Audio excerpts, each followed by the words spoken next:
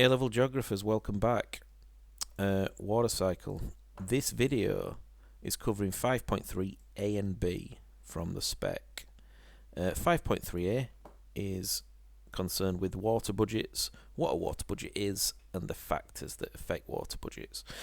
Then we're going to go on to think about, well, name some places, some regions, some continents, and try and think, well, which places have positive water budgets and why, which places might have negative water budgets and why. Yep. 5.3b is concerned with river regimes and how these regimes vary over the course of a year and the factors that affect these regimes. Your keywords that we're going to learn are shown in the bottom left corner, so if you want to kind of make a note of these, read it, then pause the video now and do so. Right folks, so what is a water budget or a water balance? First keyword you need to define. Simply put, it's the annual balance between precipitation and evapotranspiration plus runoff. Alright, top and bottom of it, inputs compared to outputs. So as main input is precipitation in millimeters compared to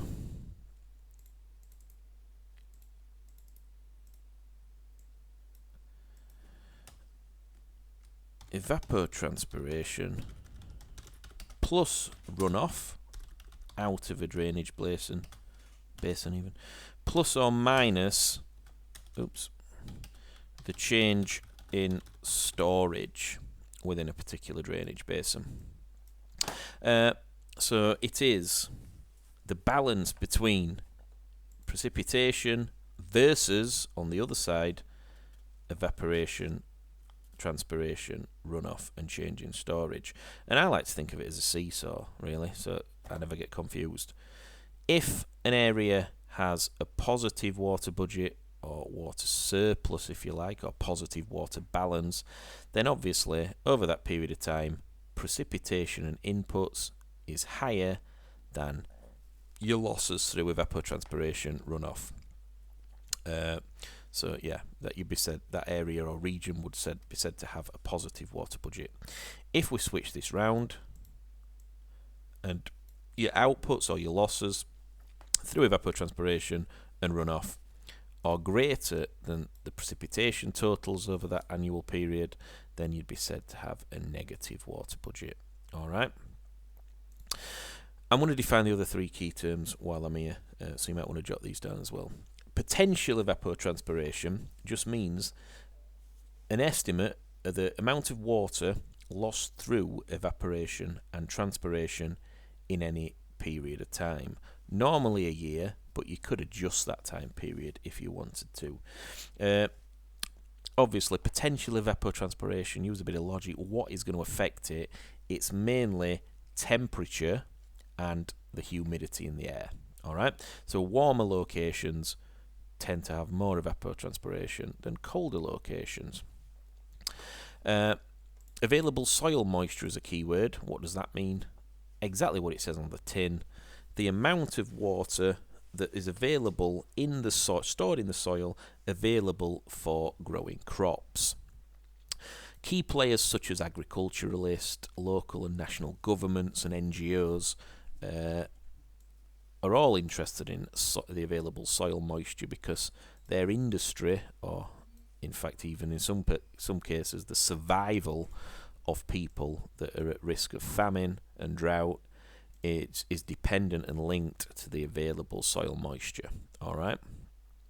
Latitude is distance from the equator in degrees, and I'm going to use a map just to kind of show you this. If you've never studied latitude at school, don't worry.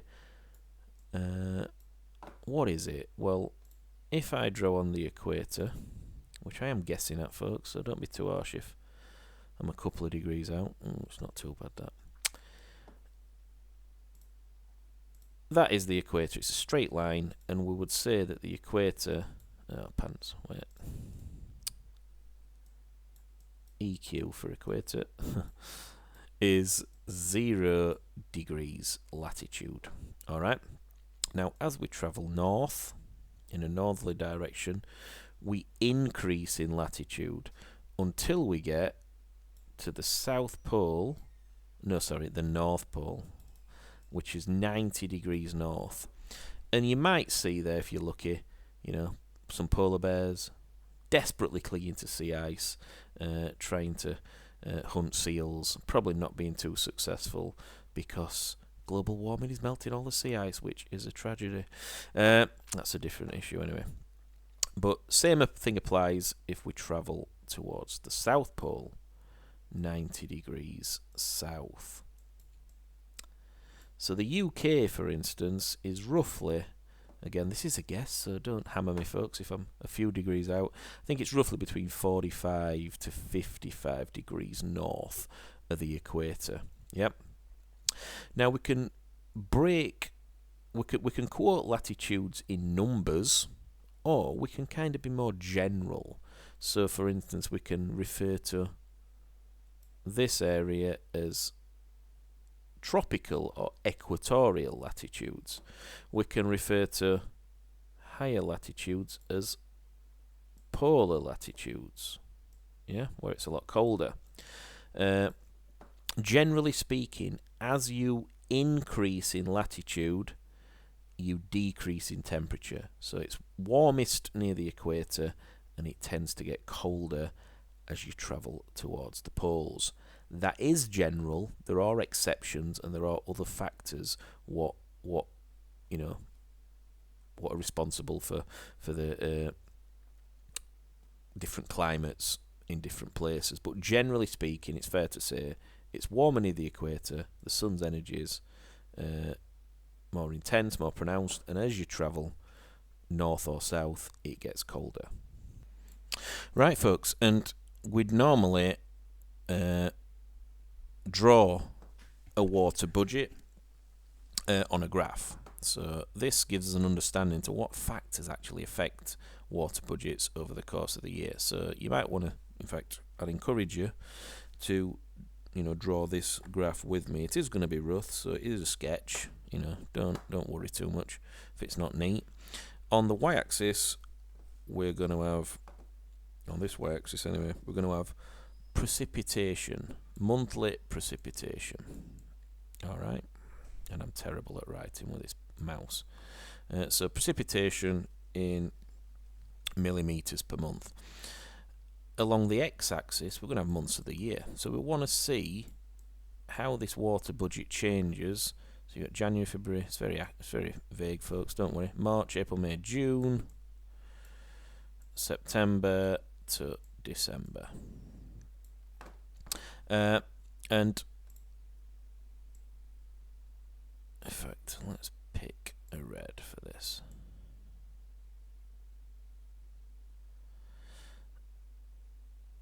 The other kind of y-axis is going to be potential evapotranspiration. Alright? Potential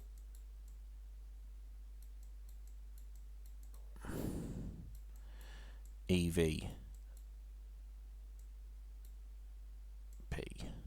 Right, potential evapotranspiration. So use a bit of logic, and we're going to do this example for the UK. Yep. This is the UK generally speaking. Now we could, as I mentioned earlier, we could kind of do it for different parts of the UK, but generally speaking, we're just going to use this example, UK. So here we go. Right, if we start with rainfall levels, well, they're pretty steady actually. A bit higher in winter. In fact, why have I used green? Damn. Bit higher in winter, drop a little bit in summer generally speaking, and then increase again in winter. Alright? Now if we think when the potential evapotranspiration is going to be highest, well, you do get a bit in winter but not much. As it gets warmer, it increases, and it peaks in the height of summer, and then it's linked to temperature. So as it gets colder, evapotranspiration decreases. Alright? Yeah, one thing to mention is evapotranspiration is linked to temperature and humidity. So British summertime evapotranspiration is a lot higher than in December or January. Right, folks, so let's use our understanding and knowledge of what a water budget is. So when precipitation line is higher than the evapotranspiration, we've got a water budget, a water surplus. Yep, it's got a positive water balance or water budget. So that is in winter, yeah. Up until maybe April until September, evapotranspiration is higher than rainfall. So that's when we've got a negative water balance temporarily, yeah. But overall, it balances itself out. So the UK has got a slightly positive water budget, but it is linked to seasons. Yep. So if we experience low river levels and drought, it tends to be in the summer. When are we most likely to receive flooding and a lot of surface runoff into rivers and groundwater and soil being recharged?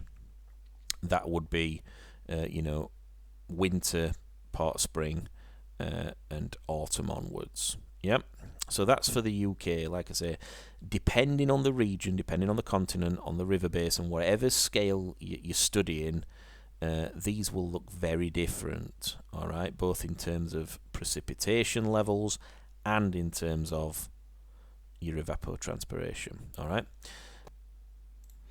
Right then, the next learning objective we're going to cover is we're going to look at quite a few different maps and graphs to try and be able to have a bit of an idea of how these water budgets vary in different places and different regions. So this idea of latitude is going to grow in importance. All right, when I start talking about this. So, what should I start with? Let's have a look.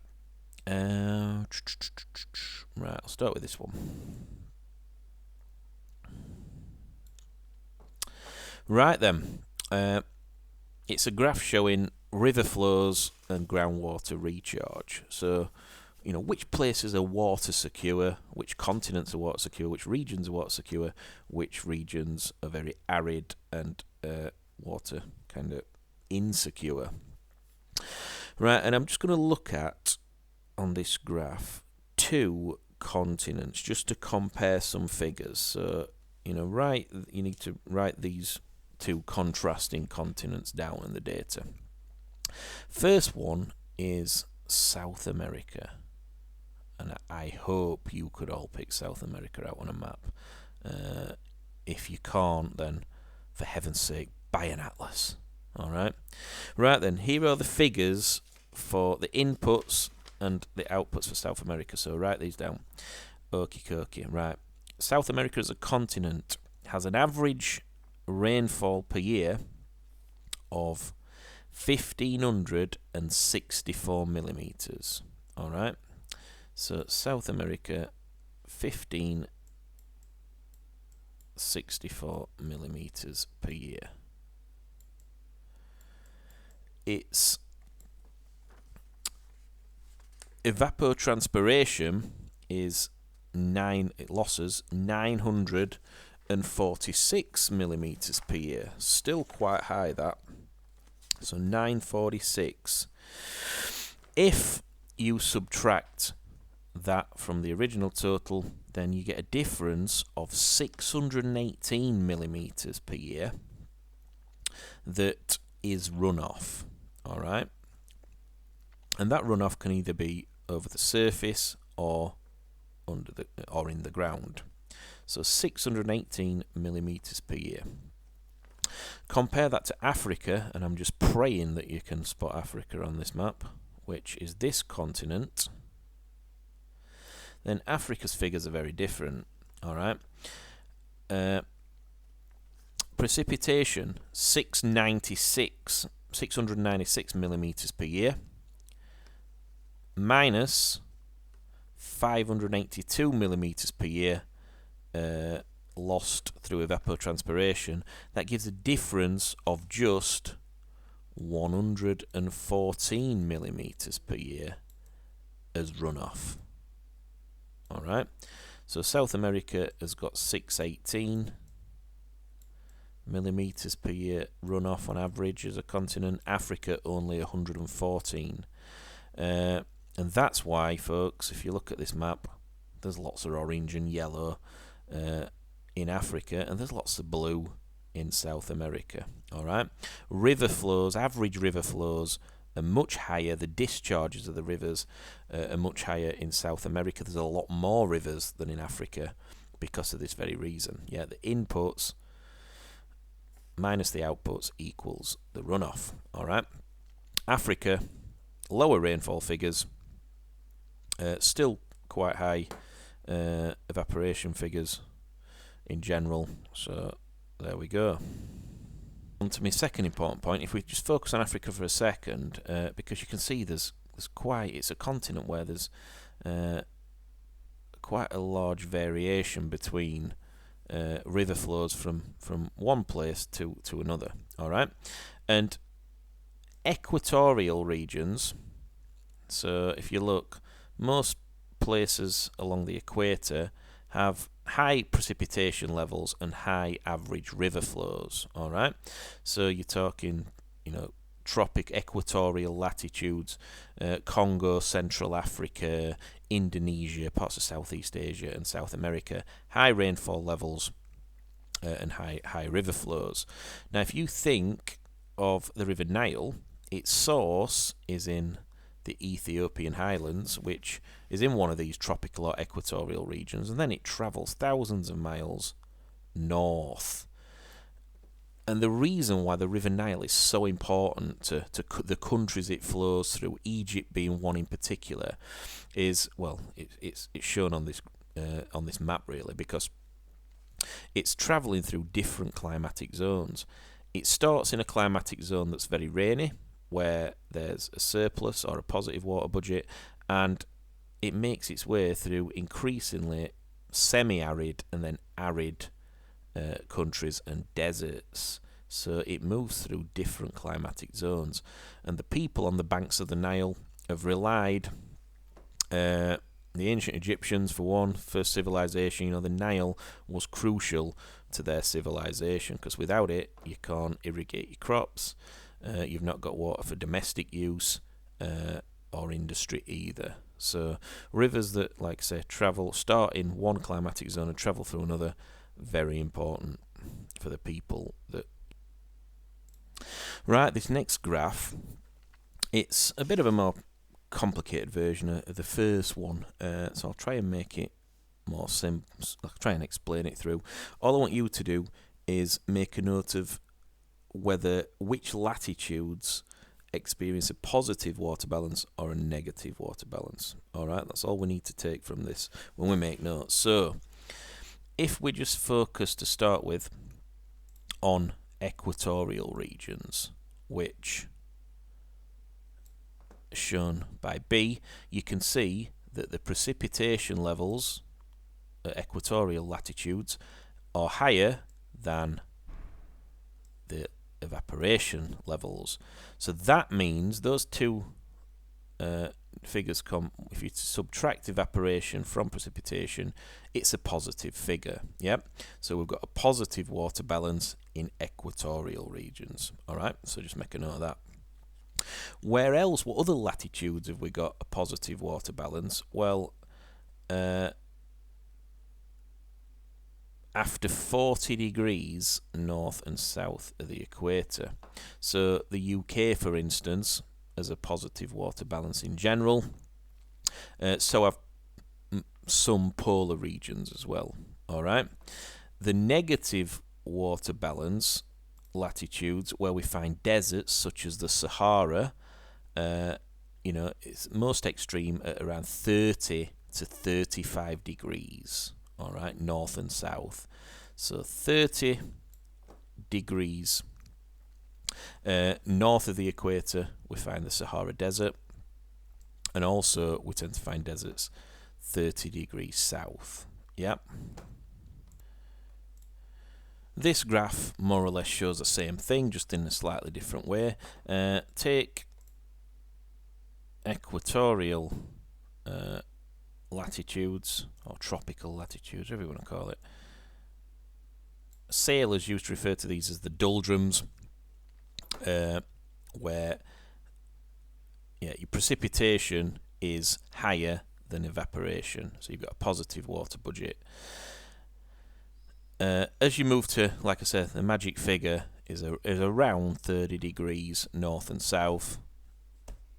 Your evaporation rates are higher than your rainfall rates, so you've got a water deficit or negative water budget, and that flips again as you move towards your polar regions. And very quickly, this also makes sense, and it links to where we find forests and where we find deserts. So positive water balance or water budgets, we find forests because there's an ample supply of precipitation for trees to grow, where at 30 degrees north and south of the equator, where air tends to descend, and we get very arid environments, and we tend to get deserts at those latitudes. Yep. Right then, last slide in terms of water budgets, and I'm just going to do a quick little show you the factors what affect water budgets. Alright, factors affecting water budgets in general. Right, so the first one is the latitude, like we just mentioned, and that has an effect and leads to, or affects the climate. So as you move further north or south, it gets colder. Alright, and also at different latitudes we get different levels of rainfall. So in equatorial regions rainfall is high, in polar regions rainfall tends to be higher, but 30 degrees north and south we tend to get deserts and a lack of rainfall. So latitude affects rainfall and temperature. Alright, so precip and temperature is the climate. Right, another factor that latitude impacts on is the seasons and seasonality. So make a little note of this, folks. At equatorial latitudes, the seasons are pretty constant all year round. There's a little bit of a difference, but generally speaking, it's rainy and it's warm, right, at equatorial latitudes. Whereas as you move north and south, as you move away from the equator, the impact of seasons gets more pronounced. If you think of the UK, we have winter, spring, autumn and summer. If you carry on moving north into a northerly latitude, such as countries like Norway, Finland, Siberia, Canada, they have longer winters and shorter summers, and they tend to be a lot colder as well. Yeah? So seasons increase with latitude. Oopsie daisy. And that affects your water budgets as well. Yeah? So latitude is a key factor in affecting these things. And then seasons affect your average climate and how that climate changes throughout the year. Yeah? There we go, folks. Anything else? Let me think. And the other thing connected to seasons, so you've got summer versus winter, but in some parts of the world as well, one key factor in determining water budgets is the monsoons. So the monsoon rains, where a lot of rains fall in 3 or 4 months of the year, and I'm thinking in terms of parts of South Asia, Southeast Asia, Bangladesh, India, that experience high monsoon rains. Okay. Right, so I've just popped this up on for you. You might want to pause it and make a note, but yeah, equatorial regions, rainy and hot, so it's humid. They have a positive water budget, equatorial regions, 30 degrees north or south, roughly. Very arid deserts, we have a negative water budget.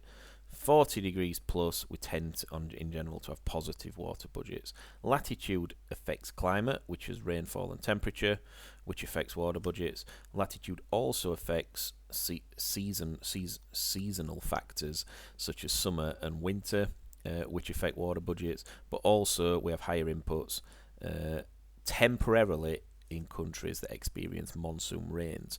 It is worth noting as well that some of these countries actually overall do struggle year round for water supplies, and the rain tends to all come at once. Alright, I'm not gonna carry on with river regimes because this video is nearly 30 minutes long as it is. I'm going to do that in a separate video.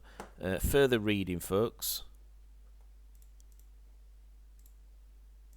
Page numbers 11 to 13 in your little revision student guides, 16 to 17 in your dark blue book, and 13 to 14